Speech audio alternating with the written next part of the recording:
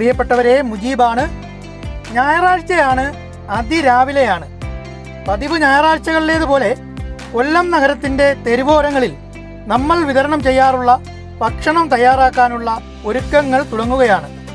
എൻ്റെ സഹപാഠിയും ബാല്യകാലം മുതലുള്ള അടുത്ത സുഹൃത്തുമായ പ്രിയ പ്രവാസി സഹോദരനാണ് ഇന്ന് നമ്മൾ ഈ തയ്യാറാക്കി വിതരണം ചെയ്യാൻ ഒരുങ്ങുന്ന ഭക്ഷണത്തിൻ്റെ ചിലവ് വഹിച്ചിരിക്കുന്നത്.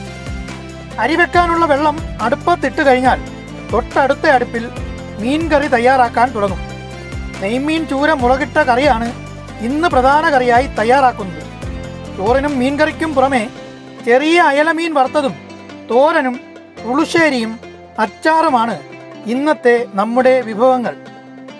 വീടിന് പുറത്തുള്ള ചായ്പിലുള്ള വിറകടുപ്പുകളിലാണ് ചോറും മീൻകറിയും തയ്യാറാവുന്നത്. വീടിനകത്തെ അടുക്കളയിൽ സൗകര്യക്കുറവുള്ളത് കൊണ്ടാണ് ചോറും കറിയും പുറത്തു വെച്ച് ചെയ്യുന്നത്.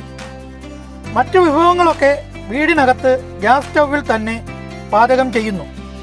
അതുപോലെ തന്നെ മുഴുവൻ കുടുംബാംഗങ്ങളും വളരെ ഊർജ്ജസ്വലതയോടെ ജോലി ചെയ്ത് ഉച്ചയ്ക്ക് 11 മണിയോടെ ഭക്ഷണം പൊതിഞ്ഞെടുക്കാനായി സാധിച്ചു.